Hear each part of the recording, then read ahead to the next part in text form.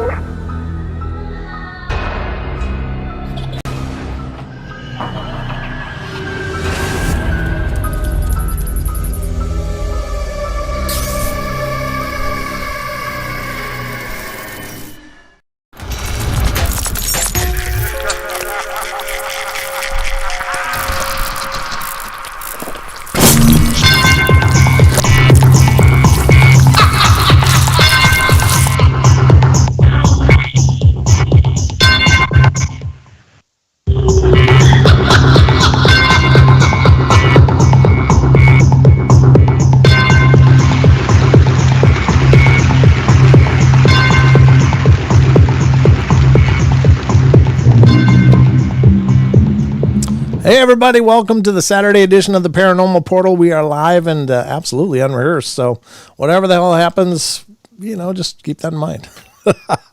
We have no script. Everything comes out as it occurs to me, so hopefully that works out okay. But we have a lot of things to go through tonight, including a special report that I found. I thought it was really cool. It talks about a First Nations legend from the elders that speak of a crashed UFO that was kind of stranded for a couple months until it was finally picked up by whomever it was picked up by a mothership. So I'm kind of excited to go over that with you guys, but we're going to have the Discord question of the week. We're going to have the news, and we're going to have some ghost stories and some cryptid corner to wrap it all up. And the phone lines will be open throughout the show after the news. Feel free to call in if you want. The phone number is 720-923-0500. Again, 720-923-0500. Those are the numbers for fun right here on the Paranormal Portal. So, and to let you know, I'm not alone here, folks. I got help in the form of the big branch himself, Mr. Sheldon Thomas. How you doing, buddy? Doing amazing, feeling great. Hope everyone is feeling great as well, wherever you may be listening to the show. Today we had an amazing temperature around the 50s here in Minnesota, and it has been amazing change. How have you been, Dad, and how's the cold north where you live? Just shut up. Just shut up. No, it's fine. It's still cold. It's still north. And there's apparently snow coming in, apparently sometime after 11 until for like 3 days or 2 days. So I got that going for me. Yeah, let's not get into that. I'm in a good mood. I need Fair the enough. warmth. I need flip-flops and shorts and T-shirts, and that's about it. I got the T-shirt cooking, but that's the only thing I'm working on that recipe. Otherwise, I'm naked. No, I'm just kidding. All right. Thanks for sharing. As far as you know, I could be. I don't know. Never know what's going on down the South Pole here, but that didn't sound Okay. right. All righty. Oh God, that came out all wrong. But anyway, this is live, and we are gonna get to a whole bunch of fun. But I guess we should start with the news, huh, Sheldon? That sounds perfect to me. All right, let's start with the news, ladies and gentlemen. Buckle up. We're going in.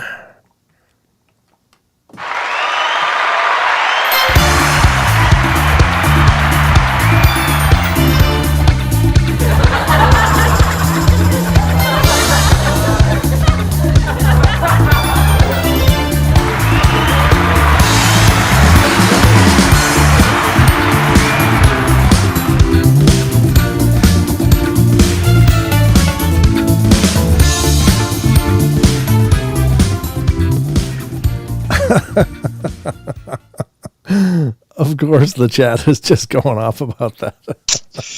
Yeah, you said it. It's just one of those things. I wish to God I could, I don't intend things like that. They just come out and they happen not on purpose. Believe me, I'm not quite that creative. But once they come out, I'm just like, oh God, I should not have. I'm like Hagrid. I should not have said that. I should not have said that. I'm just stunned into stupidity here. But Yep. How do you think I feel? Maggie says, "What? I missed what he say. What he say?" No, Don't worry about it, Maggie. You're fine. Yeah, You're just good. let it go. Nothing to see here. Let's move along. Good. So we got the newscast tonight, folks, and by that I mean I've curated some news articles for your listening and viewing pleasure. Hopefully you find both pleasurable, and if not, then this might not be the right show for you because this is about as good as it gets. But let's see what I found, and we'll get into the first article now.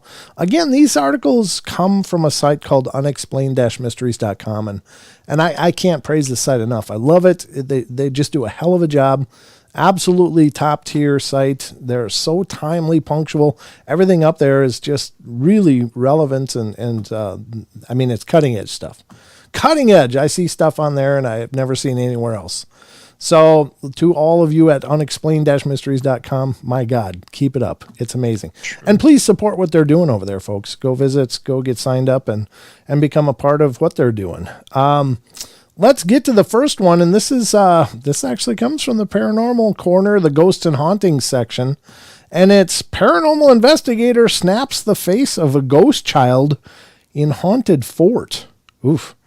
Wow. Yeah, there's an image right there, and it really is pretty fascinating. God, how did they pull that out of there? I mean, it's just a little.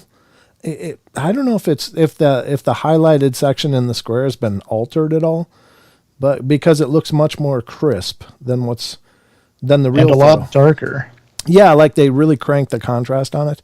But it does look like a ghost face, but I don't know. I'd like to see the original and blow that up. And I mean, this is the original, but I can't really blow it up. There's not much I can do with it in this form anyway. I might could save this and then blow it up and see just what's going on here. But I know this is the face right back there, but certainly from this, you can't extrapolate a lot, but in this real cranked up resolution or contrast, it's really much more noticeable. Could be legit. I mean, it really could, but let's see what it says. Colin Waterman recently photographed something unexpected during a nighttime investigation of Fort Horsted, England. Waterman, who is a part of a paranormal investigators known as Hunter Tours, had decided to spend the night at the notoriously haunted building with some of his colleagues to look for evidence of the other side. Exploring the pitch black corridors of the fort using nothing but torchlight, they thought they had heard something shuffling around in the darkness. Grabbing his camera, Waterman took a few photographs but saw nothing untoward at the time. We did a Ouija board. We were calling out to see if there were any spirits in the area, and a little child came through on the board, Waterman told Kent Live. They spell out the letters, and we said, "Are you a little boy?" And it went to yes. Well, there you go. Case closed. He said that he died there when he was a little boy, which would probably make sense since it's a little boy spirit. I died there as an old man. I just like this little boy better. On examining his photographs afterward, he realized that he may have actually captured the little boy on camera. I skipped past the photo and went, hang on a minute. And I zoomed in, lightened it up, and it came up as a little face, he said. I've got a few in the past, but nothing as clear as that. You get the little goose pimples to think it was actually standing there and that was looking down at us and we didn't see it. But while the shape in the image does look like a young child's face, it is not possible to rule out that it could simply be a case of pareidolia, the brain's natural tendency to see meaningful shapes and abstract patterns. What do you think? Well, again, I think this block is seriously darkened around this, but and I don't know if it's again the contrast was really cranked or something, but this is not the same level of blackness that appears back here in this the original. So you can pull faces out of anything if you crank the contrast enough and play with the filters, but I'm not saying it's not a face. It very well could be, but I do have an issue with this being how they're representing it, unless they just felt like, look, this is what we're seeing, and we're going to darken everything else so it doesn't draw your eye away. Well, what other shapes were in there that we can't see? And again, I'd have to crank up this in Photoshop and really look at it close. But could it be? Yeah, it could be. But it could be. It is obviously adjusted, and when you adjust filters and levels, you can certainly draw out certain things that may or may not have actually been representative of what was in the photo, or could be some abstract patterning that when you crank it up, it looks like a face. Well, sure, but look at a lot of Bigfoot stuff out there, and it's the same thing. People really cranking contrast until they can make out meaningful shapes. And I'm not bagging on anybody. I mean, they very well may be there. I don't know, but it's not like it's an original photo at that point. Then it is altered. Yeah. Once it's altered, you are taking away from, the actual capture or and that, I don't know that I'm not trying to imply that it's not legitimate, but it certainly is more suspect when you crank levels and filters and stuff to draw out something. So, anyway, cool. I think you very well may have. It's hard to say. I don't know if there's a legend of a little boy there or not, or if that ties into some of the history they know. But in any case, it's interesting, and you heard it here. So you might not have known that before tonight, but you know now. You're welcome. All right, the next article up for bat here on the show, and we got some archive stuff coming up. We got quite a bit of it, actually. Here's the first one, because I only had one new article to go over, but... here you go, folks. You ever getting chased by the police? This might be your alibi. This one might be to get you out of trouble. But see what you think. Because in March 19th of 2011, man blames aliens for car chase. You heard it right. Honest, officer, I was chasing the craft. A man caught by police after doing 120 miles per hour claimed he was attempting to save his girlfriend from aliens. Ooh, that's even a deeper twist. They were after him.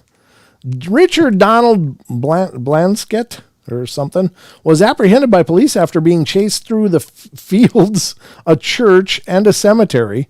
It is thought an excessive dose of synthetic marijuana was to blame for his insistence that the planet was under attack by invaders from space.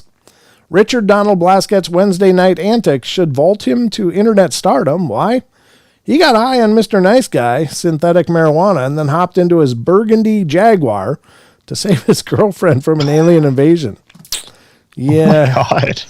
I don't know how that all worked out. I wish they'd update that, because I'll bet you he had a colorful day in court. Because that kind of speed is enough to get you in the clink. I mean, that's not like, here's your ticket. They might just haul you in for that, especially if you went through a church, a graveyard, and then on the highway as well. That man was on a mission. Mission from God. Parker was in the chat. He'll have to tell me if that would work. Parker. Is that a good alibi? I mean, I might try it. I don't know. I wouldn't have skipped that stop sign if it wasn't for the alien craft coming at me. I'm just saying. I don't know. It might work, but let's see what's next. Here's the next one from the archives. We've got a ton of them. I keep skipping stuff, don't I? Yeah, I'm grabbing the wrong tabs, but that's all right. Parker says, ha ha, believe it or not, I literally get this all the time.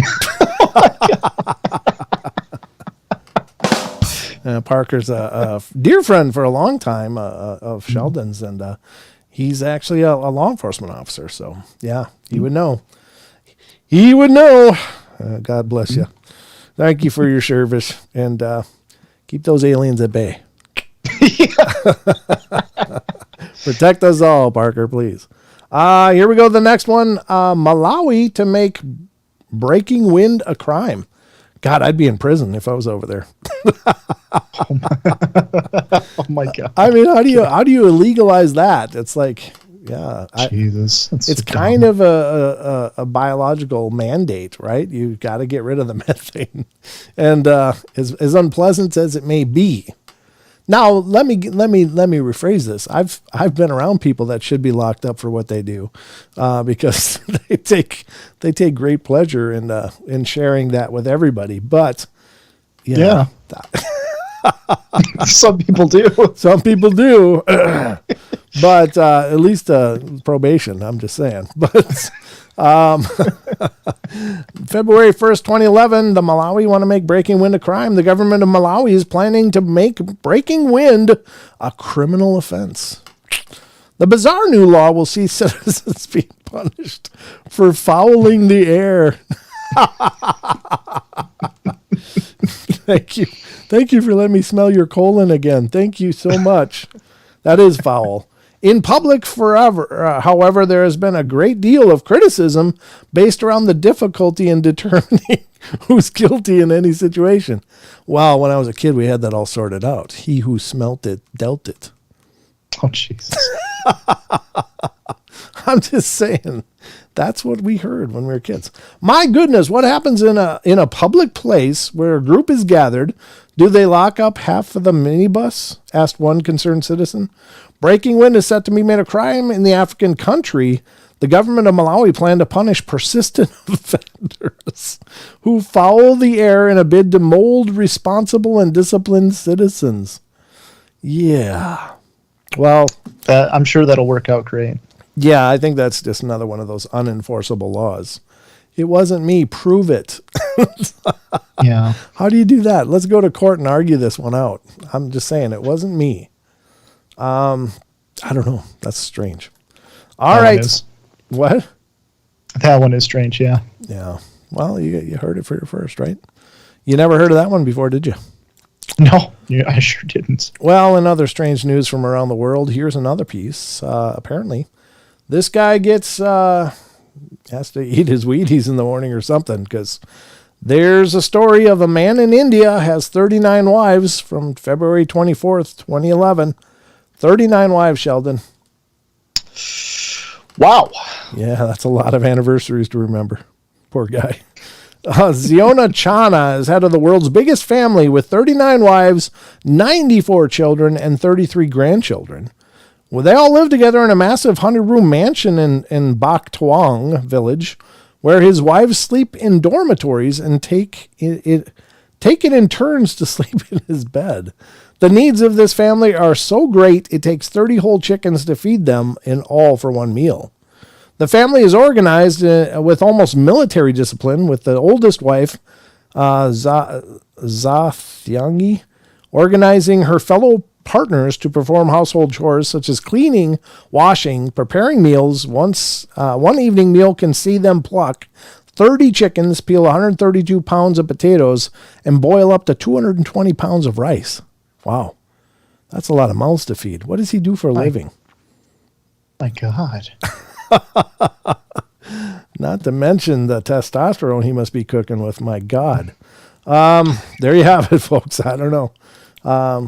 Yeah, if one wasn't enough, try 39, I guess. Oh, my God. Here's, you ever go to a hotel, Sheldon, and you're like, God, this place is just trashy and horrible. Absolutely. Yeah, I've stayed in a few holes in the wall, literally. But I'll have you know that there's one hotel where that was the goal. Hotel made of rubbish opens in Madrid. This was January 22nd, 2011. You heard it right. Made of rubbish. The Beach Garbage Hotel has opened in Madrid and is made entirely from rubbish. Built by German artist Haschult. The 5-bedroom, that sounds like a sneeze, Haschult. The 5-bedroom hotel was created as a way to draw attention to the large amount of waste generated by tourism in Europe. I created the Beach Garbage Hotel because the oceans of our planet are the biggest garbage dump, he said. Hotel made entirely of rubbish has opened in the Spanish capital, Madrid. The walls of the Beach Garbage Hotel are covered with detritus, I don't know, junk, deposited by the tide in Europe, waste found at dumps and items bought at flea markets. Well, there you go. One man's junk is another man's hotel. So it's kind of like symbolism, I guess. Yeah, it sounds like. So. Yeah, I think it's probably mostly an argument against some plastics being used in packaging and stuff. And that's fair enough because, yeah, there's that huge floating island of plastics and stuff in the Pacific that's like nearly the size of Texas or something ridiculous. I don't know. It's enormous, and there's great efforts underway to clean that out of there. But yeah, that's pretty terrible. I mean, who the hell, like, hey, I'm done with this. Let's just toss it in the water. And I'll tell you what, living up here in the north of Idaho, some of the most beautiful, pristine mountains in that you can find. It's just like living in a postcard. But you go on some, all the way up on some logging roads, like that are almost hardly used. And yet you'll see cans and bottles and stuff people are just chucking out their windows. It's like, you ridiculous fools. It's like, wow, could you have more contempt for the world you live in? It's like, really, just bring that crap home. But it's just so disgusting. It's not hard. Yeah, exactly. I mean, yeah, it's not hard not to litter. I mean, it's really pretty easy. You just don't throw it out your window and then wait till you get home and throw it in the garbage. It's like that easy. But man, people are just disgusting. Absolutely disgusting. So it's a heartbreaker to see stuff like that. But yeah, it's not unique to this area. It's everywhere. And especially some big cities. It's like, wow, you guys couldn't see the garbage can that was 5 feet away? Really? That was where you needed to throw your fries or your Happy Meal bag or whatever? God. Yeah, come on. It's frustrating. But let's get to the next one. This is from unexplained-mysteries.com. This guy's tough. Man shot in the head sneezes out the bullet. Oof. What? This is from January 13th, 2011 by TK Randall. An Italian man who was shot in the head during New Year managed to expel the bullet by sneezing. It was just, it's like, achoo. Yeah. He's like a Pez dispenser for bullets. The .22 caliber bullet entered his head, traveled behind his eye socket, and wedged itself in his nasal passage. Incredibly, it inflicted no major damage, and while waiting to be seen by doctors, he sneezed, and the bullet came flying out of his nose. Wow. Who sneezes from their nose? I mean, when you sneeze, don't you go through your mouth like, achoo? But normally I do. Yeah. I don't know. Maybe it's a mixture. I guess. Darkos Sangermano, 28, was hit in the temple, by a .22 caliber bullet while wandering with his girlfriend through Naples, a city in Italy notorious for its rowdy New Year's celebrations while involving firearms and powerful fireworks. Wow. So I guess he just sneezed it out and it was over. Good job. So, it sounds like something Wolverine would do, not just some person. That's you. Yeah, just chews on it and spits it out. Yeah, yeah, pretty much. I guess whatever the case is, that's a good ending to that. Wow. And he was not damaged really, other than I'm sure it must have hurt.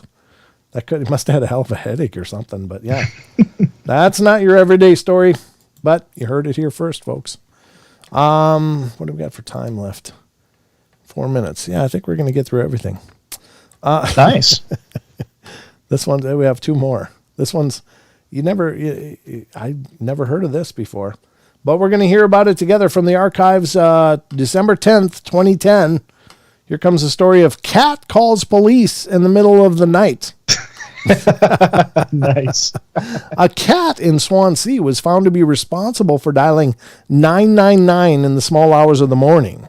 The cat's owner, Howard Moss, was awoken by officers banging on his door. It turned out his cat Ginger had been sleeping on the tablet next to the phone and had inadvertently knocked it off the hook and dialed 999. Wow. Police responded to 999 call in the Swansea, discovered that they had been summoned by a cat. Ginger's owner, Howard Moss, was fast asleep in bed when he was woken by officers banging on his front door. Yeah. Yikes. That's pretty funny. See, cats are evil. Just kidding. Have you seen my litter pan? I'm calling the cops. He's just all done, man. He was all done. Well, there you go. Even your cat can turn you in. Last story of the night. This one's kind of, I guess if you're going to have a party, be careful who you invite. Sheldon? Sometimes. I agree. Yeah, I mean, people show up and things start happening, and then you're like, who invited that guy? Well, this is a party that kind of went the same way. Because on October 24th of 2010, 11 jumped from window fleeing the devil. Oh, my God. Jumping from the devil. 11 people jumped out of the second floor window in France in the belief that the devil was chasing them. Like, who invited that guy? The bizarre incident occurred in La Verrière at 3 a.m. when people in the apartment misidentified a man with no clothes on who got up to feed his baby as a demon and attempted to escape by jumping out of his window. He just goes and feed his baby naked. What? 11 people jumped out of a second floor window Saturday after apparently thinking that they had seen the devil, French authorities said. Was he that ugly? I don't know.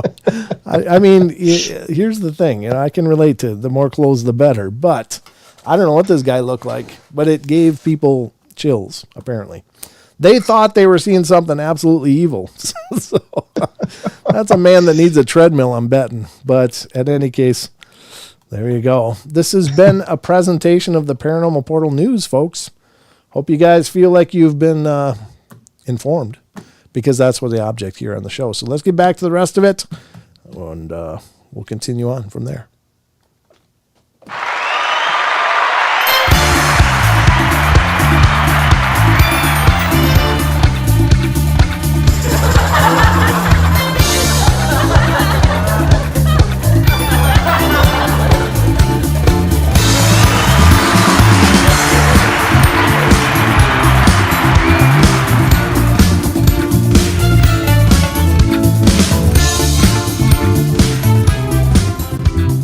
All right, folks, there it is, the Paranormal Portal News. I hope you guys enjoyed that. It's just always a good time. I like discussing those things.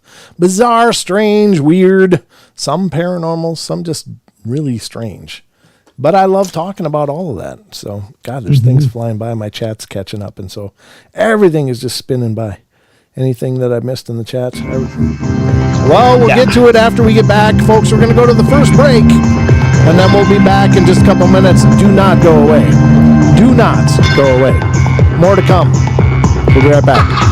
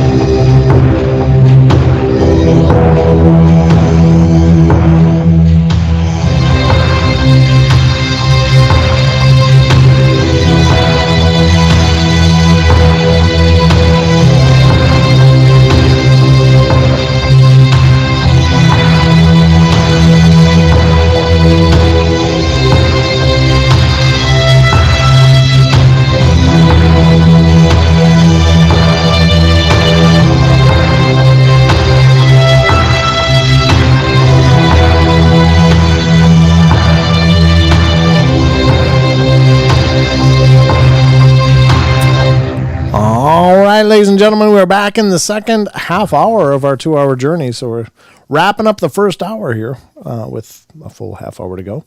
And we've got a lot to get to. But first, I guess we're going to get to the next segment of our show, which has to do with our Discord community.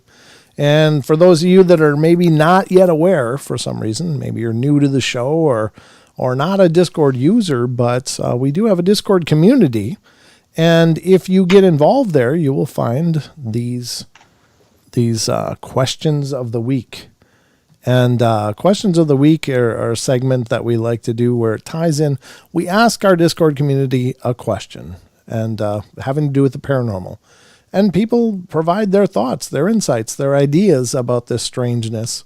And again, there's no wrong answers because we just don't know. Nobody knows, but I just love getting a chance to hear what you think. Sheldon put a link to it in the YouTube chat, so if you want to become involved in our Discord community, we'd love to have you over there. But without further ado, let's get to the question of the week.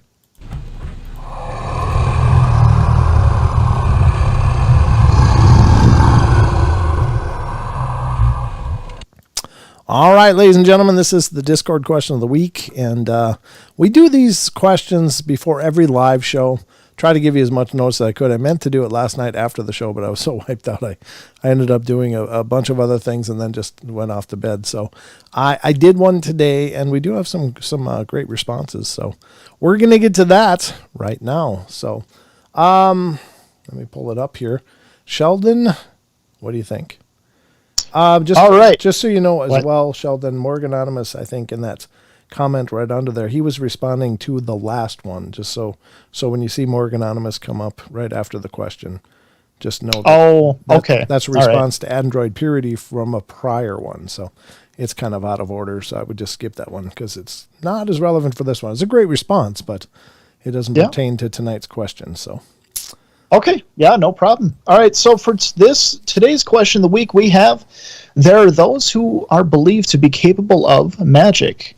Not the illusionist's arts, but rather transformative magics or the ability to exert their will and desires over others, even to such incredible feats as levitation, flying, conjuring, binding spirits to their will, and more. Do you believe that such things exist, or is this all the realm of superstition and legend? First responder is Colleen Bow, saying, I believe it, but it is something I would steer clear from. Oh, interesting. Okay. Paradox Fossil saying, definitely exist, and we are all doing magic on each other every day. Let's say you focus and remember and visualize about another person. That person will start having dreams and feelings based on your intent. So constant desire for ill will and hate upon another not only affects that person, but also yourself. So positive desire and hope for anyone helps us all. Wow. Good point. Very, very well said. Yeah. Ghost Magnet saying it's totally real and accessible to everyone. I believe it's the way we're meant to exist. Jesus himself even says we are capable of all he did and more.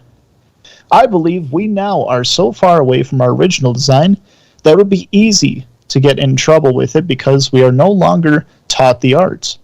But, as an example, if you think of something long enough, you can manifest it. Like Paradox Fossil said above, if you look, magic is all around us. The synchronicities, the coincidences, etc. are all just a taste of what our lives could be like. The trouble I see is not having enough sages and gurus to guide us. But it is definitely real, and very much at our fingertips. Well said, indeed. Mm-hmm. Lars Grass says, this is pure evil in my mind. Okay. Sure, and that's valid too. Yep, absolutely. All right. Eric PHA saying, no idea what to make of this. I've even seen the video of woman and little girl floating, but who knows? Mm-hmm. Fair enough. Yep. Lars Grass responding saying, that's a classic. Yep. Android Purity saying, I think some magic is real and some is fiction. Like shooting fireballs and immortality are likely complete fiction magic. However, levitation I think might possibly be a thing. Whether it is through magic or using our mind somehow. For other magic use for good health, good crop harvest, or on the dark side, cursing someone, I think are all likely possible. For example, There are a lot of evidence that prayer works for healing someone. There's been people who were diagnosed to die within days, who had miracle healings that even doctors could not explain, after people used prayer among many people to heal one specific person. So even prayer could technically be viewed as a form of magic. Viewing prayer as a form of magic is a foreign concept to people in the Western Hemisphere. So yes, I know magic exists, but magic cannot do anything. Some of it is pure fiction. Oh, good point, yeah. Rachel says, I think such people with these abilities exist, but the nature of having these abilities can result in exploitation from governments. Any such ability that are magical would be kept secret considering our modern world. And also the very dangerous superstitions that still exist in community in every corner of the world. Yeah, great points from everyone here. I mean, I think anything's possible. So, I mean, absolutely. If energy is something that we can manipulate, then I think it's absolutely possible. Now, what is your opinion, Dad? Well, I think a lot of people hear the term magic and they think, oh, that's, it's something dark, something forbidden, something of the occult, and literally, quite literally, all the term occult means is hidden. So it's a hidden knowledge. It doesn't necessarily imply, conjuring devils or demons or anything. But the term magic itself has kind of been relegated to fairy tales and fanciful fictions. But I think, quite honestly, magic is kind of the same thing as prana, is kind of the same thing as chi or mana or whatever term you want it to apply to it. It's the idea of this maybe the fabric of what we swim in. Now, if indeed in our base level we are energy, which I believe we are, not only is matter at its very basic level energy, but our consciousness as a base level is energy. And as such, I think we have profound levels of ability in the form of manifestation. Now, I don't think manifestation is any different than saying magic. It's just terms of familiarity that have been used through time, although people prefer manifestation now, like that's okay, because there's a stigma around a term magic.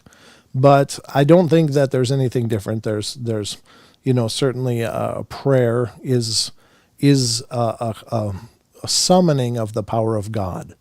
And is that a whole lot different than, another form of drawing power maybe from the natural world around you, or directing the energy field that we live in? Even George Lucas drew heavily on a lot of Eastern philosophies in terms of coming up with the whole Jedi lore.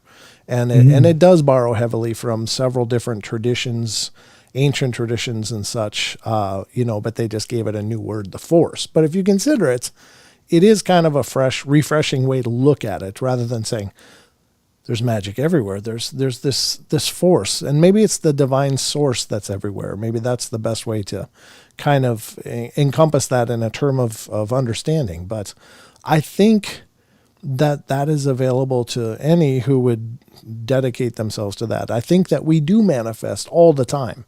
I think that we do send curses all the time. When you hold dark thoughts of somebody, as was mentioned in there, and I mentioned on the show yesterday, it's like, when you are imagining somebody and you're like, oh, I hate that guy.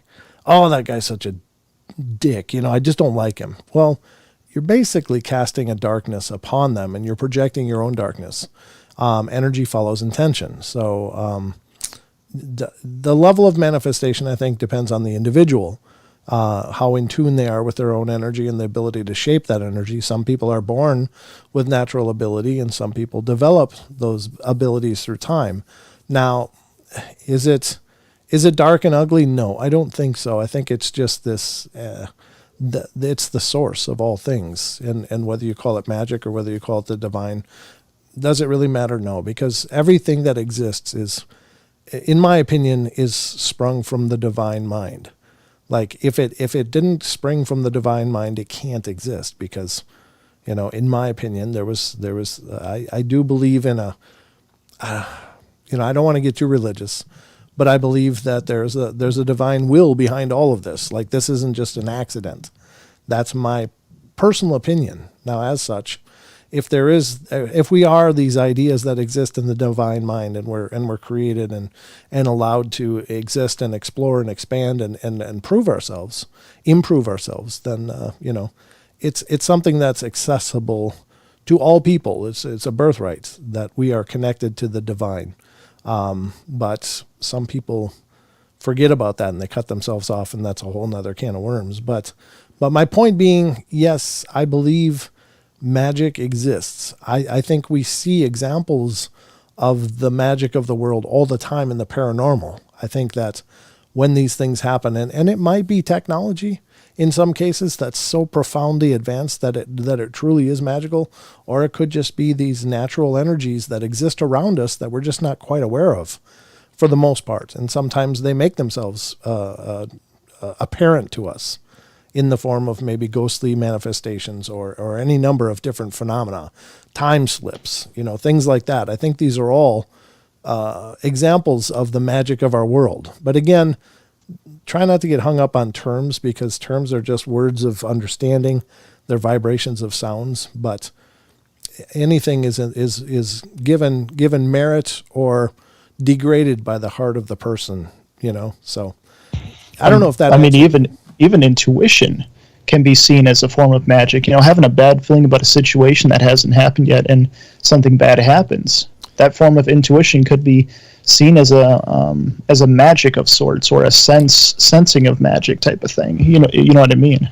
Yeah, exactly. Because the term magic was just, it was kind of a loophole term. Like, I don't understand this. I don't understand what I'm looking at. It's magic. And so it was just a way to give definition to things that were profoundly out of the person's understanding, observing, and whether that was, the holy men that walked the earth, they performed these magic and miracles. Miracles is just, another form of it, I think. And I don't mean to deride or try to ascribe value to anybody's beliefs or degrade them. Believe what is right for you, but that's just my opinion. So I just think that's something really profound, and we exist within it. And I think by virtue of being formed from the divine mind, we embody some of those same traits. It's there's a story of this wise man who had his students right next to the ocean. He dipped his finger into the ocean and pulled out, and on the tip of his finger was a drop. And he said, "Do you see this drop on my hand?" And said, because the students wanted to understand God, and the students were like, "Yes, we see the drop." He said, "This drop is you. It contains all the qualities of the divine, just not the quantity." And so it's kind of a profound message to me. Yeah. Wow. Yeah. So, take it or leave it. Find your value wherever you want, or your belief wherever feels right for you. This is all a very individual journey whenever people are, expressing their curiosity and learning about the world around them. But, that's mine. So I don't know if that makes sense to anybody else or not. It's just my own thoughts. And again, there's no wrong answers. Anybody's welcome to ascribe their own beliefs and their own philosophies to any of this stuff. This show will never be about telling you to believe one thing or not another, or believe, anything. Just come to your own conclusions. But we're just here to have a discussion about it. So those are my thoughts. Some responses from the chat, if I may. Please. Let's see. J-Rock says, science is indistinguishable of magic, indistinguishable from science. Well, it's kind of true, because look at what science can do. At least let's look at chemistry. Chemistry is an example of taking different elements and applying them to create something new in some cases. To take, so it's kind of like the new alchemy. And alchemy was long considered a magical tradition, even though it was probably more, shamanistic in most ways because, with chemicals and herbs and elements and applying them for different purposes. But, a lot of times people reduce alchemy to, well, they were just trying to change lead into gold. Well, or quicksilver, which was mercury. But alchemy was much more than that. They were basically rudimentary scientists of today. But, so, is it a magic? Sure. If you can take various different elements and create something new like medicines just by, making complex atomic bonds or molecular bonds to create a substance that will heal somebody, that's magical. It really is. But it's just, it's just a different technique. Isn't there a saying, I feel like I've heard somewhere that maybe it came from you, who you referred it from someone, but it was magic is the science we don't understand yet. Yeah, I suppose. sure. Once, I don't know if that came from me, but it's certainly relevant because let's say, for instance, during World War II, there was planes and stuff that were stationed on these primitive islands that had these primitive tribes, and they came and they had these items that the tribal people had never seen before. But they would give the tribe members gifts and stuff to, hey, let's, give them food, give them items. And it was just an amazing thing. And after the soldiers left, after the war was over, the tribe created like fake planes and fake buildings that looked like the soldiers because they wanted them to come back. To them, it was this magical people from the skies that came in and brought these amazing gifts. So to them, it was magical, but it really wasn't quote unquote magic. It was just a level of development that these tribal people had never experienced before. So it's fascinating, how it all depends on perspective. If you were to take a car back to, 1840 and drive around, people think, my God, it's something either evil or, it's from the stars or whatever. They wouldn't know what to do with it, but it's a mundane thing for us. You just get in the car and you go to the store. You get in the car and you go on a trip. It's all having to do with perspective, So yeah, true. To primitive peoples or less developed peoples, this would all be magic. Pull out a smartphone in the early or in the mid 1800s, and again, you'd be a sorcerer of some sort,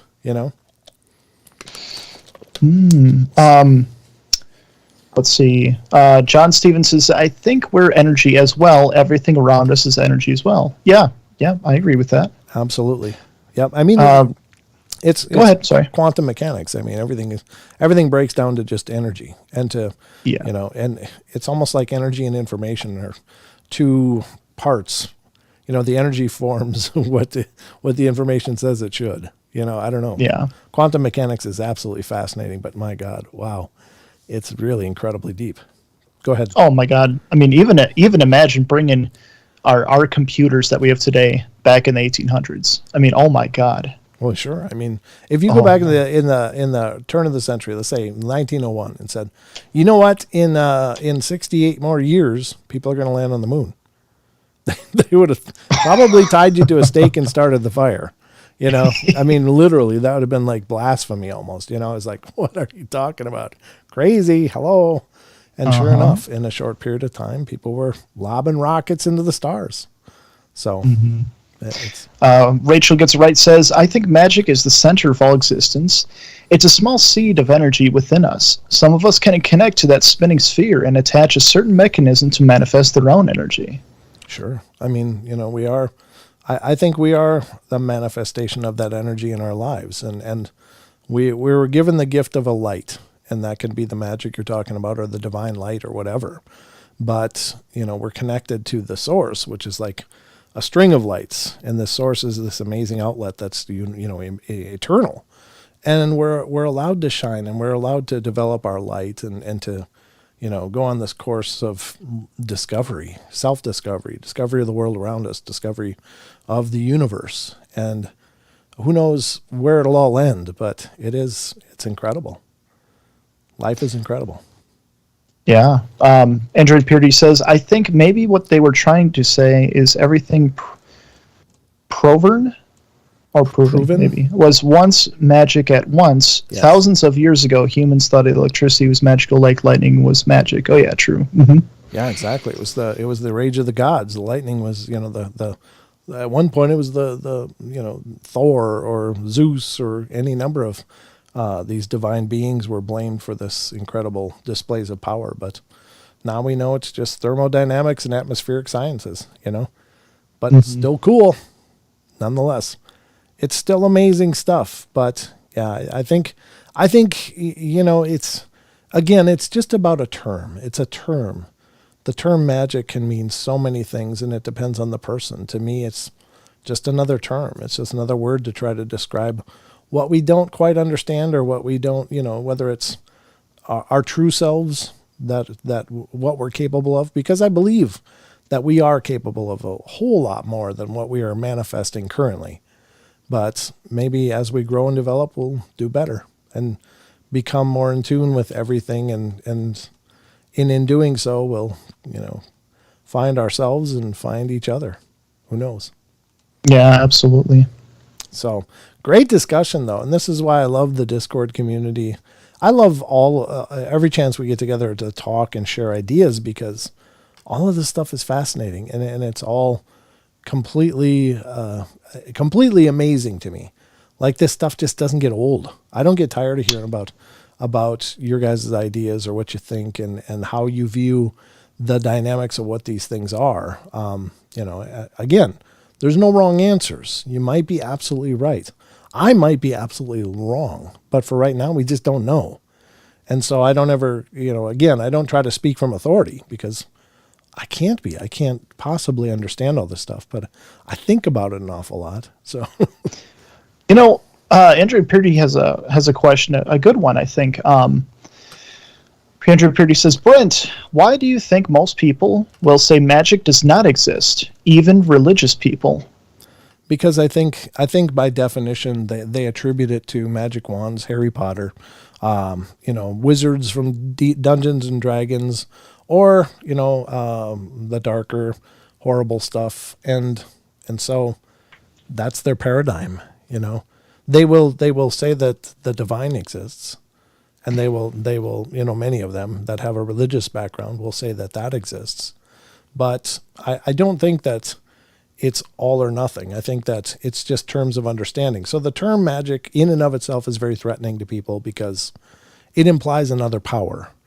And I don't believe that it is. I just think we don't understand the complexity and depth of what we understand as God or the divine.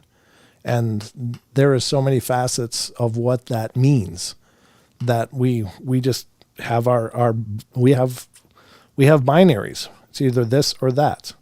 We aren't able to think in, with the grays. It's either black or white. We don't acknowledge the grays, and the grays don't mean kind of bad or kind of good. It just means it's a different vibration, a different energy, maybe. I don't know, or maybe it's all the same. But yeah, I think it is interesting that there's such resistance to such ideas. But again, I think a lot of that is fear. Maybe it's just bad experiences. Maybe some people dabbled and they weren't comfortable with what they found. They didn't know how to understand it, and so the reaction is maybe fear-based or who wants to? I guess who wants to jeopardize their eternal soul? And if you look in a lot of religious circles, it's like, this is the way, this is it. Everything else is not good. Maybe they're right, maybe they're wrong. I don't know, but I still, I guess these are my own opinions for whatever they're worth, and I don't pretend that I know. So, hey, I'll give Brent and Sheldon a like. Thank you, Digger Dog. Thank you, Digger. I appreciate it. Thank you very much. Magic in young girl's heart. Yeah, I remember that song. Do you believe in magic? I do. All right. So, ladies and gentlemen, we're about a minute out of going to the break. Oh, boy. Yeah, that half hour went really quick. But that's the beauty of the discussions, right? Because, everybody has these pieces that they put into the puzzle, and they all fit. They all further the discussion. And I appreciate all of your responses. I really, really do, because I literally love reading your guys' responses to those questions of the week. And I love reading everything you guys say in both the chat here and in the Discord or wherever else you communicate, because it's just, no one person is going to know any of this or all of this or even a great deal of this. But together, I think we can provide a much more robust picture. So I love the fact that we have discussions. The portal is always going to be a discussion first. Some people actually don't like that. They're like, God, all you do is run your gums. You never get to the good stuff. It's like, geez. This is the good stuff. They want like Mr. Ballin or something. And I'm like, well, go watch Mr. Ballin then. He's already doing it. So, all right, guys, we're going to go to break. We'll be right back in just a couple minutes to continue the journey. Don't go away.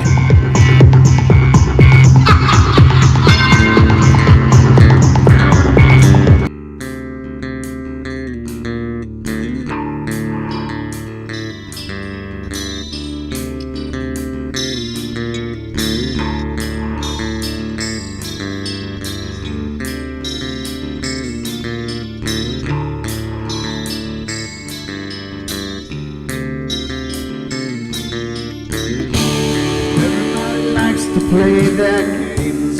Everybody loves to place their bets.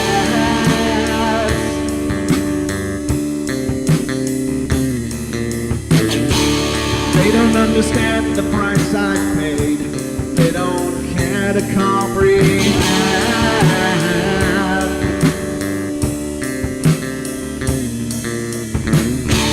Trace their lines upon my body, dripping scars across my heart.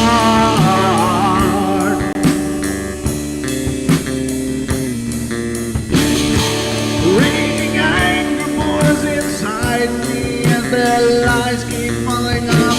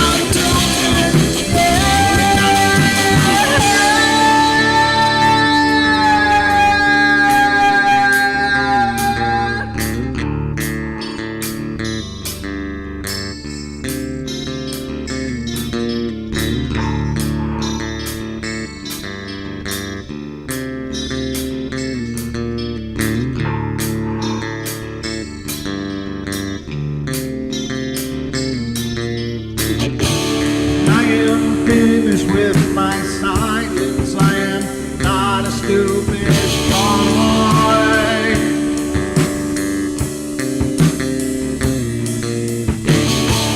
No more breaking me with kindness, just you dance upon my joy.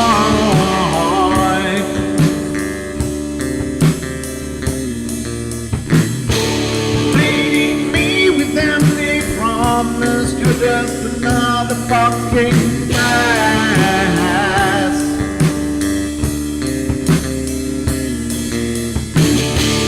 Taking off the slice of my sanity, just make sure that you're well fed.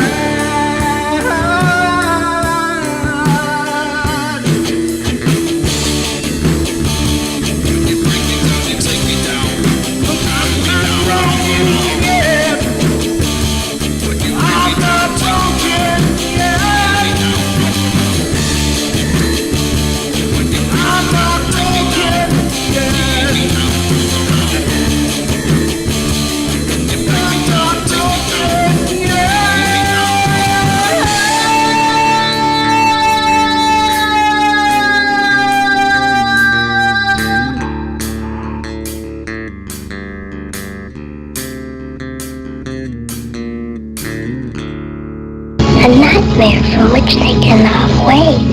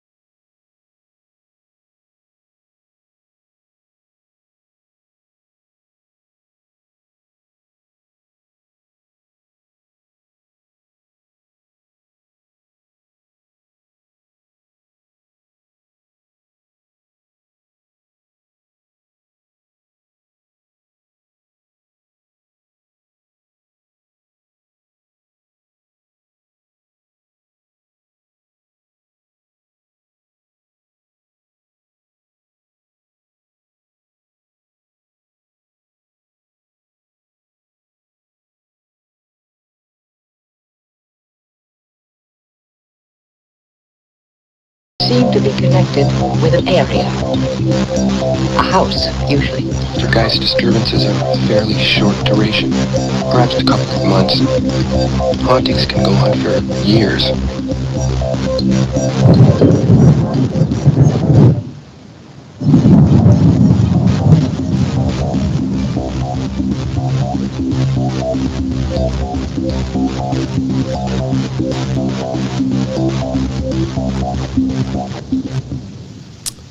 Damn mute buttons, huh? Nice. What the hell? Rookie move.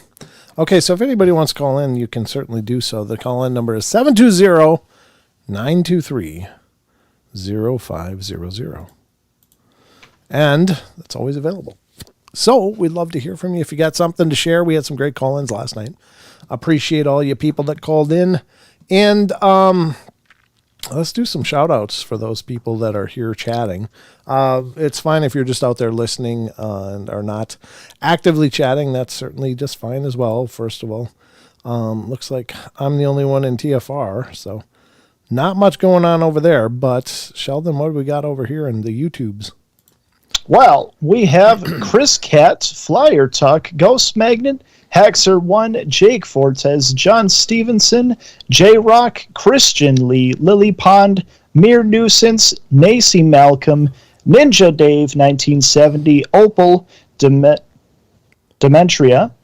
You're here, Rachel's here, Ron the Sage is here, Ruger Ridge, Ruthie Castro, I'm here, Sugar Britches, Tracy Gale, Travis Williams, Wonder Woman, and someone popped in. I didn't see it. Oh. Did you say Ron the Sage? I did. Android Purity's here, of course. Say of course. Jake, Isaac. Did you get Isaac? I don't think so. Isaac's here. Yeah. And what was the name? Opal what? That's a new name, I think. Opal Demetria. Oh, cool. Hi, Opal. Nice to meet Welcome you. in.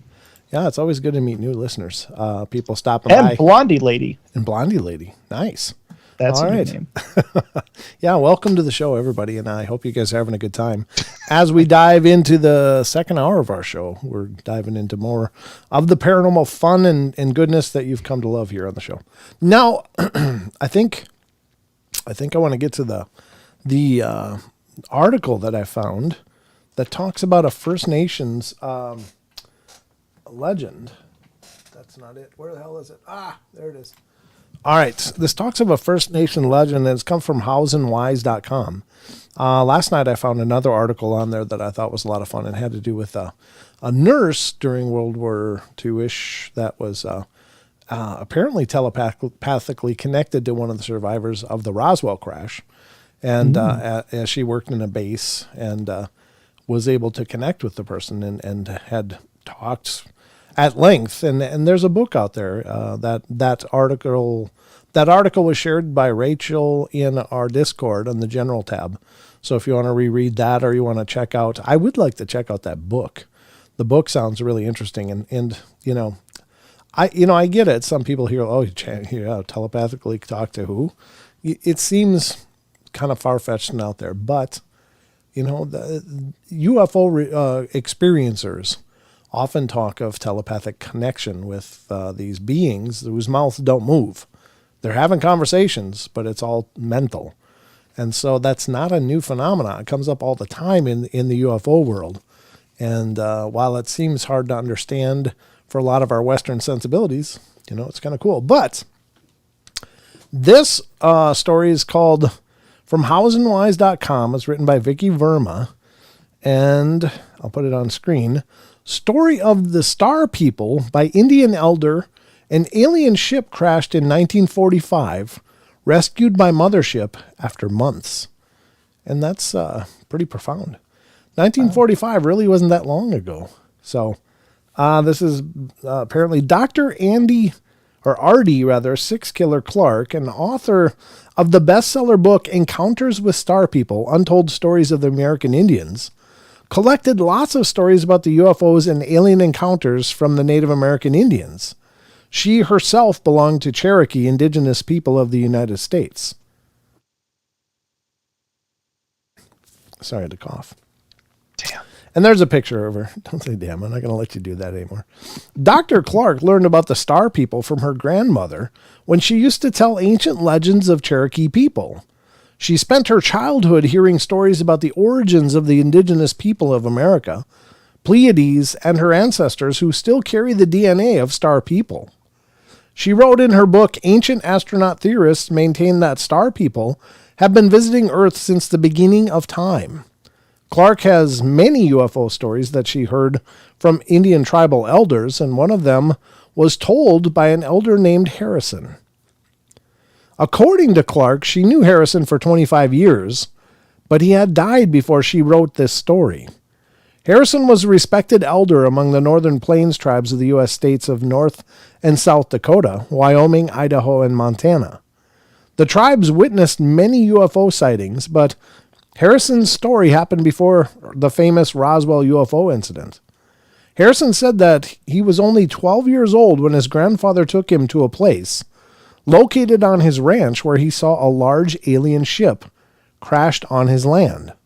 One night the grandfather was at home and suddenly felt something like an earthquake because it shook the house very hard. He went on to check outside, and all the horses were gone, while everything was dispersed. The next day he brought the horses back, but looked very scared of something. The grandfather saw the ship crashed on his ranch, and then he understood that it had been a reason for the shockwave. The hit was so hard that the craft made a vast crater. He watched the craft for a week as waiting for someone to come outside, but no one came out. So he decided to go there and found survivors of the ship. According to him, they were 7 to 8 feet tall, wearing green suits, and had very thin skin. When he flashed the light on them, their eyes changed color. He even offered them food, but they did not accept it. He noticed that they did not want to interact with him and wanted to be left alone. The grandfather was curious and wanted to know more about them. He knew they were Star People, as the stories about them passed in his family from generation to generation. As he wanted to know more about them, they completely vanished. He often found them near the river, collecting plants, rocks, and other geological items. The aliens seemed to be very interested in the Earth's geology. The grandfather watched them doing it for weeks, but understood that they wanted to be hidden from other humans. So he always kept it a secret. When the Star People understood that the grandfather was not harmful to them, they invited him to their ship. While on their ship, he interacted with advanced technology. He was living in a remote area. He could not understand what actually they were. Harrison thought maybe his grandfather had seen something like a TV or computer. The Star People also showed Harrison's grandfather their homeland, which he compared to the Badlands, dry terrain in the South Dakotas. He also got to know about their history. They told him that they had been exploring Earth for thousands of years and were sent by a mothership with 3 other crafts. They told him that they were not scared on Earth, that they knew that they could disguise themselves or disappear at any moment. They had traveled not only to Earth but other places in the universe. In their homeland, they lived under the surface where they had everything they needed for living. The grandfather told Harrison that on April 17th, 1945, they were rescued by the other ship, leaving their craft behind. Harrison indeed went inside a crashed ship and said it was cylindrical in shape.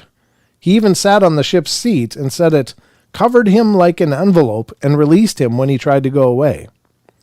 Harrison recalled that in 1947, the United States Army Corps of Engineers arrived on the crash site to survey the area where allegedly the spacecraft of the Star People crashed. The Corps confiscated the whole ranch and gave Harrison's grandfather a useless piece of land on the other side of the hill in return. The military took the ship and created an artificial lake at the site of its ranch. Wow. That's pretty profound, huh? Are you there, Sheldon? Are you muted, Sheldon? I was muted. That makes sense. Okay. That damn mute. It got you too. It's getting us tonight. It is. I'm going to put a link to this in the YouTube chat for anybody that wants to check this out, because there is a video attached to this. And perhaps that would be really interesting to check out as well. If anybody wants to put it in the Discord, please feel free to do that as well. I don't know. In the meantime, do we have any calls right now? Nope, there's no calls. The Okay.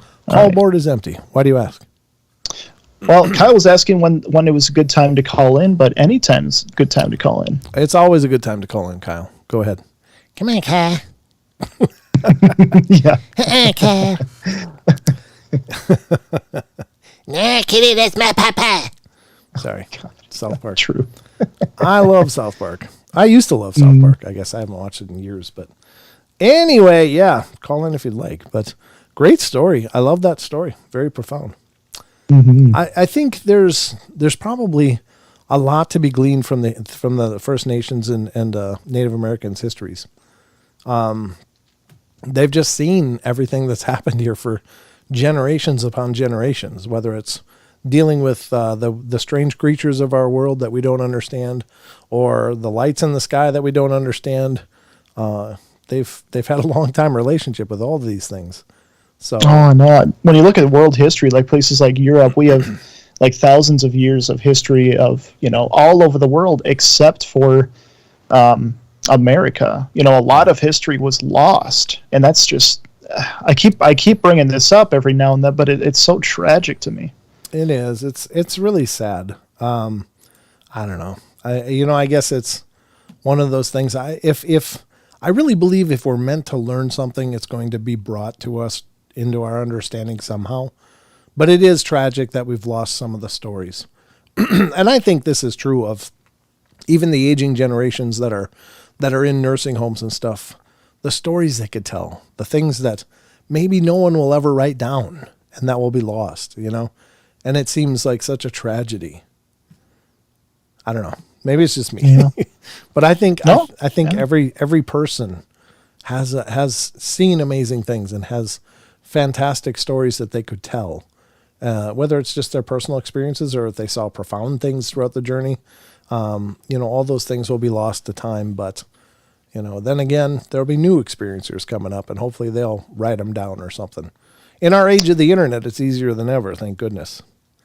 Oh, Hexer, I don't know if you've heard this or something around this, but Hexer once says, I watched a video talking about how the Library of Alexandria was transferred to the Vatican, and the stuff burned was old tax papers and censuses.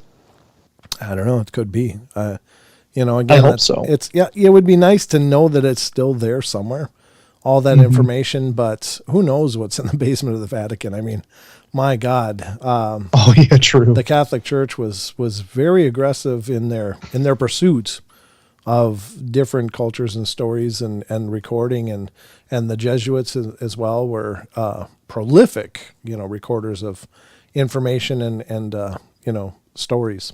So who knows what they try. I used to have a good friend that was a Jesuit priest, and he was a monk and just a fantastic guy. Very, very neat to talk to. I really enjoyed our conversations. So, but I couldn't tell you his name anymore.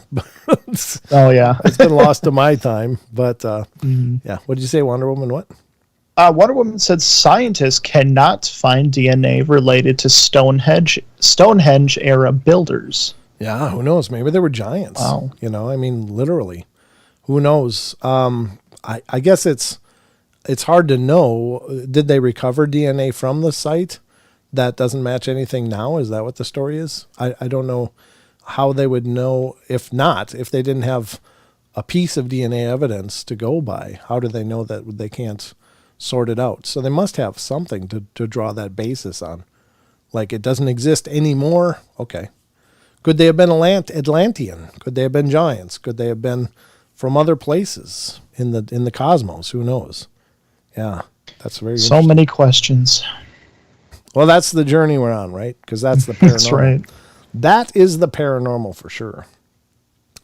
We're going to jump to another article. Oh, there is a call here, so let me get to this.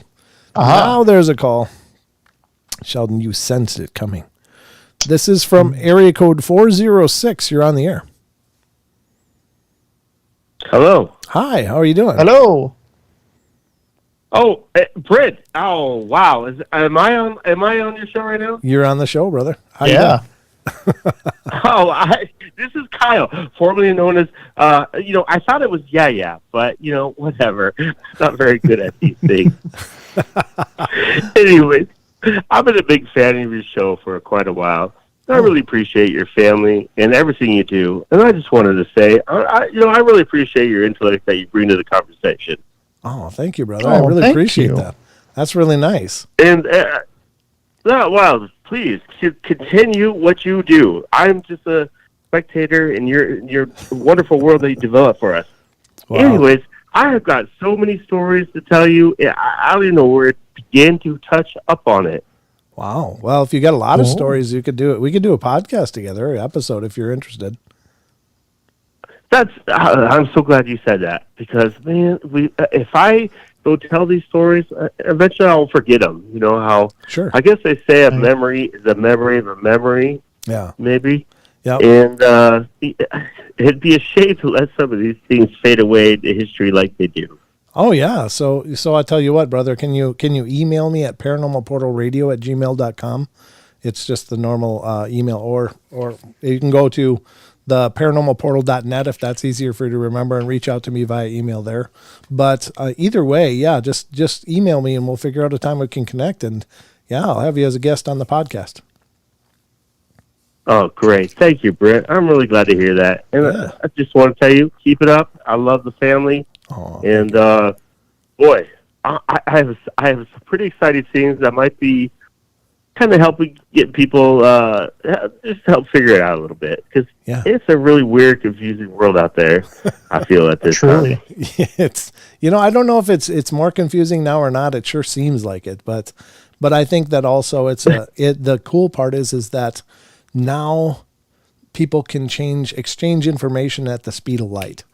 Whereas before it was so limited by the ways people could communicate. It was only directly before, but now you can message the entire world on a Facebook post or something. It's just really cool. So I think the beauty of technology that has evolved in our world has made the world accessible to us all, and we can all share ideas and stuff. So I don't know if it's more confusing now or not, but at least we have the tool to, share ideas, Brent, that's wonderful. I agree, but it also takes a special person to try to help guide us once in a while. It's a strange time where clarity, is very confusing. It's muddy. It's muddy waters these days. Yeah, true. So, somebody that could kind of help shine a light. It's very important to a lot of people.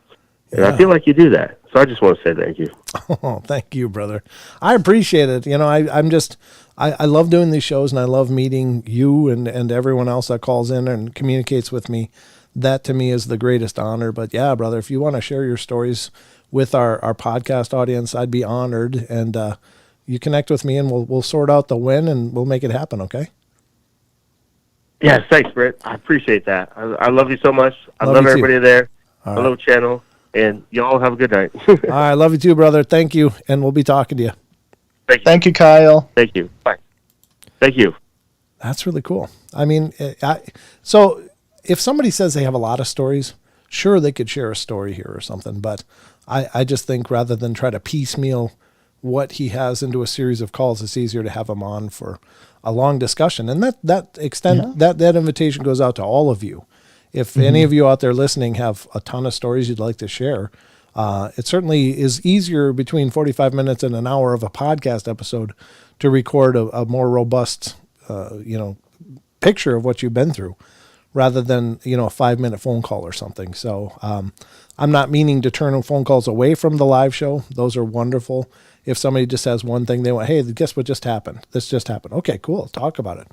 But if it's a whole lifetime of experiences, we just need more time. So that's why I suggested the podcast, just to any of you out there listening. So that is always an option, and the invitation is open to all of you. Just email me at paranormalportalradio@gmail.com or visit paranormalportal.net.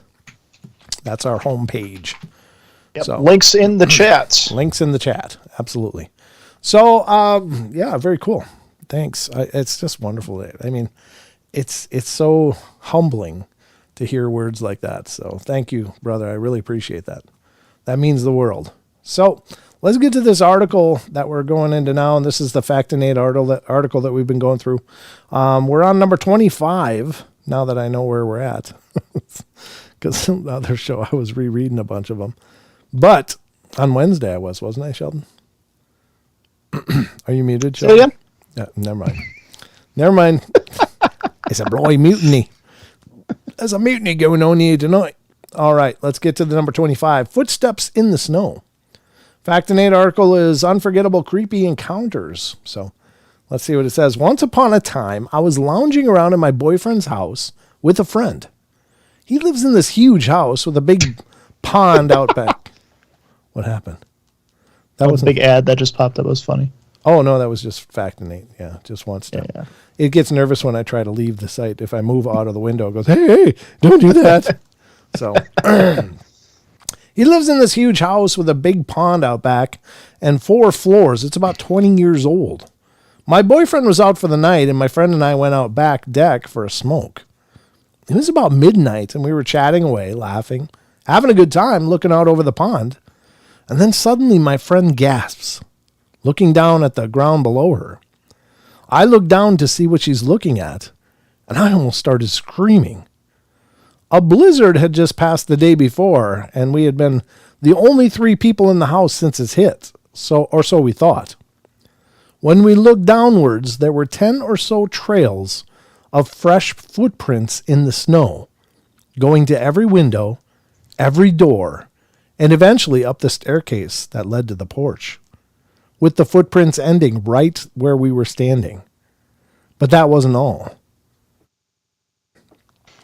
The most shocking and terrifying discovery was the group of frighteningly tall and wide men who were standing statue still in the back left corner of the yard by the pond, in a horizontal line, shoulder to shoulder. All we could see was the shape of their bodies and their eyes staring at us. Oh, God, that's horrible. The 2 of us look at each other, our animated conversation silenced by fear. I call out to them, greeting them kindly. No reply. They continue to stare. We call out again and again. The men didn't even move. We suddenly hear footsteps crunching in the snow, and it sounds like someone is coming up the stairs to the porch where we're standing. The footsteps are quick and heavy. We stand still in shock until we hear a low, gravelly voice whisper from below us, "Run." We run into the house. I lock the doors and the windows. My friend grabs a blade from the drawer and hands me one. We peer out the window, and they're not moving. They're still staring at us. However, they're 10 feet closer to the house than they were before. I start crying. My friend is frantically trying to call her boyfriend. But for some reason, we have no cell phone service when we usually have full bars. There is no landline. My texts aren't delivering. My calls are failing. My friend looks out the window and exclaims to me that they're now even closer to the house, but still in the same formation, still staring, unmoving. I tell her to keep watch on them, and I run outside to the front of the house. From the front yard, I can still see the men standing in the backyard. They've moved closer to the house yet again. Now they're standing about 3 feet from the basement door, staring. It was so dark. I couldn't see their faces or clothing, just bodies and eyes. My friend is screaming at me from inside the house, and I run next door to the neighbors, frantically banging on their door. They open the door and greet me, and I hurriedly explain the situation to them while keeping watch that the men don't escape through their only exit, the front yard. The neighbors telephone 911 and come stand in the driveway with me. As I go to point out the men, I realize they're gone. My friend comes rushing out of the house barefoot in 60 centimeters of snow, crying too, screaming that they're gone. She had looked down to check her cell phone for a signal, and in that split second, the men had disappeared. That was by Cultural Coffee. All right, we'll be right back after these messages. And we'll get to the cryptid corner. Don't go away.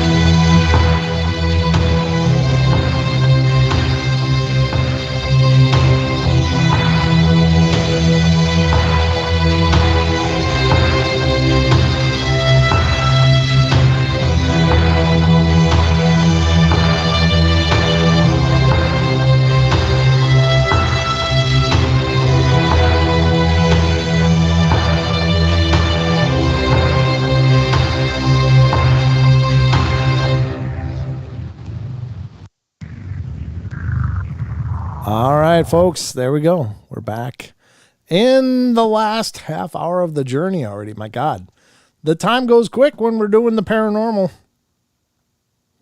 Never get It does. It does, yeah, absolutely. Wow, who would thunk it, huh, Sheldon?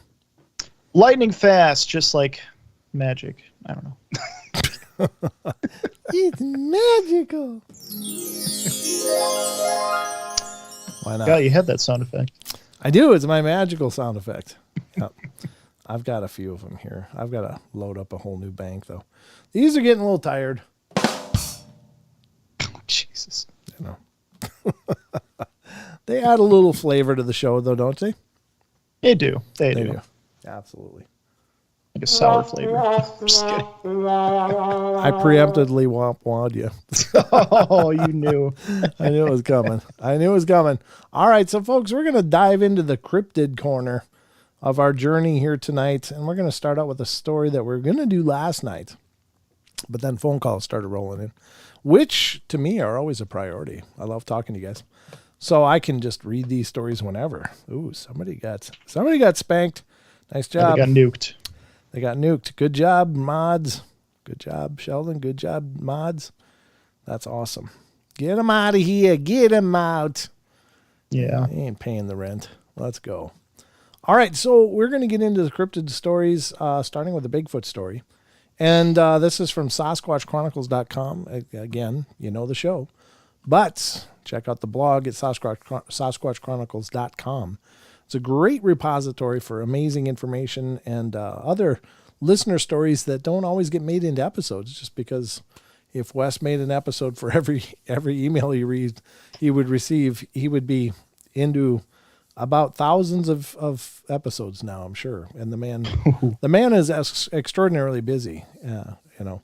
But yeah, it's really cool. So check out SasquatchChronicles.com blog, and as well as just a repository for all the shows over there. And you can become a member as well, and get an extra show a week, which is a pretty epic idea. So let's get to this. This is the first story that we're going to get to in the Cryptid Corner. And this is one from Sasquatch Chronicles blog from November 20th. And it goes like this. Boom. All right, November 20th, this thing stepped out from behind a tree. A listener writes, when I was about 12 years old, I was deer hunting with my dad in Salt Fork State Park. Now, I would like to preface this by saying, prior to this experience, my father had always told me there was nothing to be afraid of in the woods, but everything out there was to be treated with respect. We had stayed the nights prior at the private campground here in Salt Fork. I believe it's now known as Sasquatch Ridge or something like that. We got there after dark, parked, and the plan was to sleep in the back of the pickup. We had a truck with a cap. We settled in and fell asleep. Sometime in the middle of the night, I was awoke by my dad's snoring. I lay there trying to fall back asleep, and I began to hear footsteps, and then the sound of something running its hand down the side of the cap, or the cab. I think they mean a topper for the back end of the pickup truck. I looked up and could see a massive dark shape along the side of the truck. It was really intense. I pulled the blanket over my head, and I remember hearing a kind of low grunt and then footsteps. The next thing I remember was waking up to the alarm on my dad's watch going off.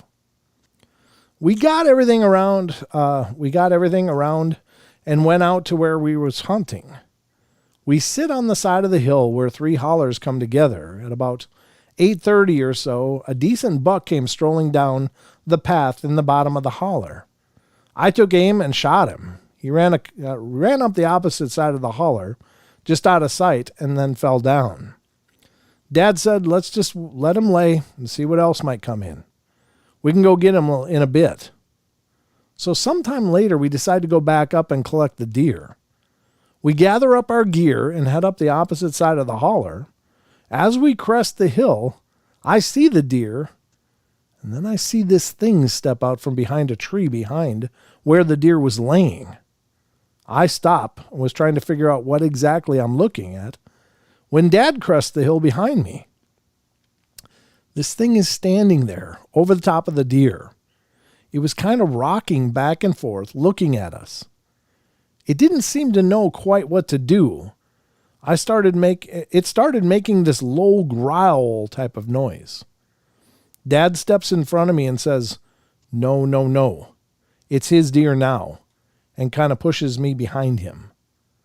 We back up slowly, keeping it in our view, It almost seemed to be trying to be intimidating us. We made our way out of the woods. We didn't speak the whole way home. We had intended to hunt the rest of the day and the next, but for some reason, Dad just drove home. We never spoke about what happened. I brought it up once, and Dad just changed the subject. I've told this to a few researchers, but so far, I've yet to have anyone tell me what exactly I saw that day, or for that matter, why. If you'd like more information, you can contact me. I'm not looking for anything but closure and maybe someone else's perspective as to what exactly it was. That's a great example of what I believe happens. A lot of people think, other animals, let's say other animals. When people start hitting the woods, the animals get scarce. They get scarce because people are hitting the woods and they're shooting and they're killing deer, dropping, animals or whatever. But I don't think these Bigfoot Sasquatch do. I think that to them it's the dinner bell, because I'm pretty sure they know they are much better in the woods than we are. They're much quicker. They're much faster, and they can avoid us easily, but they can also take kills. And we've even read stories. I think it was from Sasquatch Chronicles where they shot a deer and were following the deer trail, and all of a sudden there's nothing there. Right. Well, right at where it stopped. My own brother has a story like that. He never attributed it to Sasquatch, but I always did. I always thought, my God, something grabbed it. So what happened was he was hunting, and I think it was about a 12-point buck or something, a white-tailed deer in Minnesota. And it's not real far from where I had the growling happen when I was a younger child. And so he was hunting, and he was hunting with a friend, but his friend was some distance away. But he got this 12-pointer, and he shot it. I don't know if he was bow hunting or rifle hunting. I don't recall. But he had a good hit on it, and it was bleeding out pretty huge. So he saw that there was a trail, and he just waited. And when his friend and he connected later, he and his friend followed this blood trail. And it was a significant trail. Like, it was losing a lot and wouldn't be long. Well, they got into this thicket area, and they'd been pushing through the brush, following this blood trail, and they came to where it ended. And there was no deer. There was no gut pile, as if someone else had grabbed it either. It was just gone. Now, if it was another hunter, the hunter would have field dressed it, pulled out all the unneeded innards to lighten the load, and then dragged it out. There was no drag marks. This deer was just gone. Now, knowing that I'd been growled at up in those woods, and knowing that I'd put two and two together since then to realize, my God, they're in this area. At least sometimes they are. I don't know if they're always there, because it's, these woodlands are not miles and miles and miles of forest. There's just little strips of woodland in this farming area. But I think that they're there during, the late summer, early fall. And in this case, they just help themselves, because there's no other explanation. This is a big 12-point white-tailed deer is probably about 120 pounds or more. Nobody's just going to shoulder that in thick woods and carry it out. They get dragged out. You grab a leg and you drag, and then you work your way through the garbage to get back to where you can, but you field dress it first. So there's no gut piles or anything. It was just gone. And he never really knew what happened. He never implied that he knew. But I was just like, man, I'm pretty sure that's something, heard the shot and was like dinner bell, ding, ding, ding. And it was in the area, and it just caught the deer before he did. And I think that that's probably what happens a lot of times. I know Cliff Barrickman has implied the same thing. I've heard him mention that in the past as well. So I think that there's merit to that. I think it's merit. Andred Peardy asks, is there a mountain lions there? It's the only animal known to science that would drag a deer away, or maybe a grizzly. No, this is southeastern Minnesota. No mountain lions, no black bear. There's just nothing there. The biggest thing there is white-tailed deer. Now, there's rogue reports every once in a while. Somebody saw something they didn't really understand. But there's also Bigfoot reports, one of which my brother introduced me to, who is a guy that makes signs in that area, makes big signs. And he was doing a sign for a golf course That's out at an old ski place that I used to ski at. That's no longer a ski place, but it's a golf resort. And he went up there, he and his wife, I don't know who, they had 2 sightings there. One was a Bigfoot crossed right in front of them. And another one was they were driving to do a sign and they saw it off on the side of the road, like maybe 50 yards off the road. And, so that's, again, very close to where I was growled at. Within, 2 miles or 3 miles, maybe 5 miles. But, in Bigfoot's terms, miles are not huge markers. They can traverse a lot of territory in a hurry. So now, just to get a better picture of this, for me, I have no idea. When you shoot, I don't know if you know, but whenever you shoot a deer or hit a deer like that, how far do they travel, or how long do you have to track them? Well, if you get it like a gut shot, it can be a mile or better that you'll be following the trail of this thing, through the thick. But in this case, it was, I don't know, several hundred yards maybe. It wasn't too bad. But, so that was fast. That's extremely fast. Well, if you get a lung shot on a deer, they're not going to go far. Or a heart shot is almost instant, but a lung shot will, they won't get real far because they just can't get the oxygen. Yeah. I mean, course, it's right. It's kind of tragic and all that, but if that's what you do, yeah, that's you don't want them to suffer, Mm-hmm. So, and he said he got a good hit on it, right where he wanted to, and it took off, but he knew with the amount of blood that it was losing, it wouldn't be far, but then it just ended. So maybe it could have been one of those mysterious giant black cats reported. Yeah, but there was no drag marks at all. It was in this thicket, and there was no sign that the thing, it was like it was just hovered away, like it was just gone. So there was no sign of anything being dragged. And a cat, you're right, a big cat could drag a deer for sure, and possibly even up into a tree, but you're going to see that it was dragged because the leaf litter would be indicating something was dragging it out, but there was nothing. So very interesting.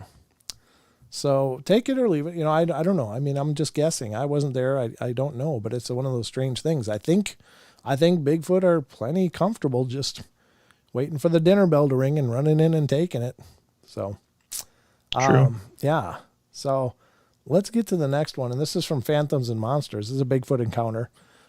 This is Lon Strickler's site. Great site. Check it out. You can find information on all of Lon's books, all the research they're doing over on phantomsandmonsters.com, as well as Lon's podcast, which is Phantoms and Monsters Radio. So great stuff over there. A possible Bigfoot encounter in Wayne National Forest, Ohio. So let's see what's going on here. A group of friends state that they had encountered a Bigfoot in Wayne National Forest. They apparently captured it on video, and there's a question of identification. Bigfoots or dark humanoid? The following account was recently forwarded to me. I actually encountered a Bigfoot near Nelsonville, Ohio, within the Wayne National Forest back in the mid-1990s. I told the story several times on my YouTube channel over the years. I didn't see it directly, but my friends in my Jeep saw it, and one of them who was videotaping our trip that day caught it on video.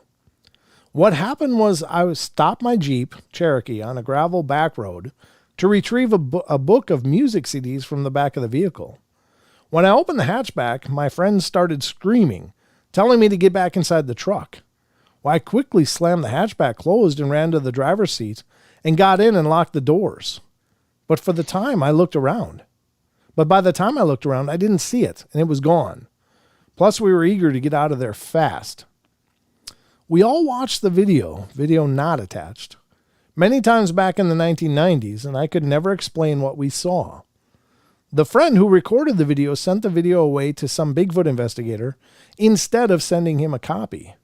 And the video is now lost. Oh, no. Oh, no. But there were 4 of us that day, and the 3 others saw it, except me, only on the video afterward. The video was lost after my friend sent it to the Bigfoot investigator, quotes. I was the only person that felt it important to make copies of the videotape, and no one ever got around to it. But basically in the tape, a large black humanoid-looking creature of some kind crossed the road maybe 150 to 200 feet behind my Jeep. I think it was 2 days later, we all went back with the camcorder, and I stopped my Jeep exactly where I'd originally stopped. My tire tracks were still clearly visible on the gravel, where I jammed on the gas to get out of there. We had one of our friends walk back where the creature crossed the road, and it was immediately apparent that whatever it was, it looked to be about 2 feet taller than my friend, who I think was about 6'1" or 6'2", so about 8'1". Jeez, yeah. The problem was the resolution of video camera back then was not good, so in many ways it was just a dark blur, but it was definitely a real creature or animal of some kind. It happened in the spring, either 1995 or 96, right outside Nelsonville, Ohio. The road is just west of Hocking College, and I think it's called the Riverside Drive and turns into Wolf Bennett Road. And back in the mid-1990s, there were a mix of gravel and low-grade asphalt, and we did investigate the area around where whatever it was came out of the woods, but didn't find any tracks or anything else that would indicate a large creature was there. Who knows what would happen if it were real? All I know is that my experience was strange, and what I saw on the video afterward is something that I cannot directly explain, regardless of our attempts for many years to do so. I personally don't believe that Sasquatch exists, really. Oh, God. Though I'd still like to know what it was that crossed the road behind me. Still, we, myself and the friends who actually saw it with their own eyes that day, referred to the event as the Bigfoot encounter because that's what they said it was right after I got in my Jeep and started driving away.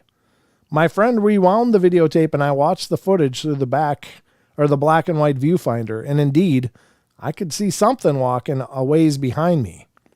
I turned around and I immediately went back and didn't see anything, but didn't stop and drove directly home to view the tape. That's when we all watched it together and we were calling people. People were calling us to see the tape for days. But everyone's first reaction to seeing the tape at the time was, that's a Bigfoot.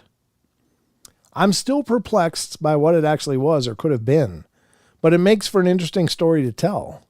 I just wish my numbskull friend hadn't sent the guy the original tape because now it's lost forever and I have no way to back up the validity of my story, other than to recollect the events with the friends who actually witnessed it with me.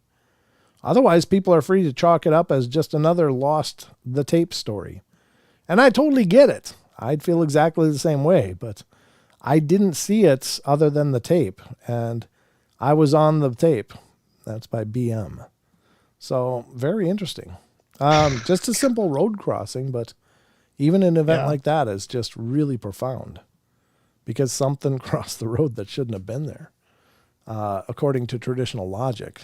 So, I don't know. And you say, and they compared. They even, I mean, I'm assuming everything is real and correct in the story. Right. That's. I'm glad that they went back and compared the height of where they saw it and everything, because, I mean, that's valid to do, and it backs. It helps back up their own story as well. Yeah, well, I think it's important always to, if you get a video evidence, get back there and do a recreation as quick as you can while it's fresh, because it's so important. Size comparisons are so important because, it's easy to see something that's 15 feet tall. It just looks enormous. Well, it could just be 9 feet. It's just, how do you conceptualize 9 feet? Well, we're not used to seeing things walking around at 9 feet, and they look like they could be tall as a tree, but actually they're 9 feet or 8 feet or whatever. So I think it's really important to get those comparisons as quickly as you can while it's fresh in the minds of the people that are there, and especially if you have the original. But it's like Stacy Brown's thermal footage from Florida, Stacy Brown Sr. Don and I talked to Stacy Brown Jr. at Vernal, Utah, and did a podcast episode with him, but just a really cool story. But they did recreations with Bobo of finding Bigfoot, and Bobo's like 6'4". He's a big boy. And, wow. And him at the very same location, going between the same two trees, looked like a child next to the size of the thing that was actually on the thermal. Jeez. It's just so much bigger. And then you have to think about it, and I think I heard Thinker Thunker talking about this. It's like, if it's higher than 7 feet, there's like point something % of the population is actually that tall. What are the odds that they're going to be running through the woods trying to hoax you? You know, I mean, this is like Shaquille O'Neal or better. You know, what are the odds that there's a person even in the possible area that would match that size? You know? Oh God. Yeah. And once you get above that, you're getting into, 8 foot and plus. You're in the Robert Wadlow area, who's the Guinness World's Tallest Man ever. And I think he got to be like 8 foot 11 and a half inches. So he's like almost 9 feet. But he was so severely crippled by his body growing that big. Yeah. Like he could barely stand up. I mean, he was just an enormous giant of a man, 6 foot tall man, looked in his belly button. Well, that'd be like standing next to a Sasquatch, but not so thin, except, put it in the Incredible Hulk's body. And then you're in the ballpark. It's like what that looks like. And so I think it's really important to get references, to match this stuff up, because this stuff is incredibly easy to overshoot because you're dealing with an adrenalized state. That's a phrase that I like from our friend Shell Dion, who talks about adrenalized states and how you have to get used to operating in that if you want to really investigate these things. And I think she's right, because once that adrenaline kicks in, you're not looking at the things the same way anymore. You're in fight or flight mode. You're not really critically examining what's going on around you. You're just trying to stay alive. So you have to get used to operating in that adrenalized state. And she's right. I mean, it's got to be like, it'd be like watching an ant suddenly walk by from, Lord of the Rings. Oh, Jesus, I mean, it's like a tree person, at 9 feet tall, 10 feet tall. Are you kidding me? And it's got biceps the size of your entire torso. And it's all muscle, not like just full of guts. It's all muscle. It's like, oh my God. And that muscle is so much stronger than our human muscle. I think we have low density muscles, and they have very high density muscles in the the wild primates. So. Oh yeah. I mean, even that video that we were watching where that we'll just say hairy being was snapping that tree trunk. Yeah. I mean, you could feel the power in that in just the audio of it. Well, yeah, that's the Josh Highcliffe footage from out of Mississippi. And actually talked to MK Davis about it just a couple of days ago when I was guest hosting on Bigfoot Odyssey with Daniela. But, the one thing that I took away from that video, not only the fact that this thing was pulling pieces of that cypress trunk out, and it was loud snaps, like, it was like a gun going off, is the body mechanics. The thing was, let me just put the camera big. It's grabbing on like this, and you can see it leaning out like it's pulling like this. Well, that's not a strong body mechanic for us. Like we have to kind of, center it and pull with our body. But this thing's one hand and it going, and it's like pop. It's like, wow, such strength, such incredible strength. And one thing MK did say is that, the cypress trees, even if they're cracked, you can't just pull those things off. He said he tried. He went out into that same area and, was trying to pull on one of those stumps to pull a piece off. He said they're just like iron. They're just so strong. So very, very cool. That's incredible. It is very incredible. Very incredible stuff. But that's what you come to hope for. And that's why you guys keep coming back, right? For the Paranormal Portal. For all the incredible stuff we bring you. So, I don't know about you, Sheldon, but it's about a show. Oh, my God. Look at the time. Look at the time, folks. Look at the time. It just flew by. Now, here's the good news. If you like these live shows, you can share them on your social media and let other people know.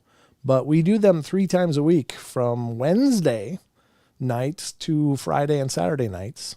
There's 3 live shows a week right here on our YouTube channel. So if you want to be involved, by all means, please subscribe to the YouTube channel. We'd love to have you become a part of the family of what we're doing here. Ring the bell so you get notifications in case you forget. But remember paranormalportal.net, because I do have a timer, a little ticker that tells you when the next live show will be. And it does it in days, it does it in all of that. So But check out our Discord too. Check out our Teespring. Look at the description for all the relevant links if you would. I'd appreciate it. But remember, we love you all. Be good, be kind, be nice. Take care of each other. Help each other out. Find the magic in every day, and remember to laugh as much as you can. Good night, everybody.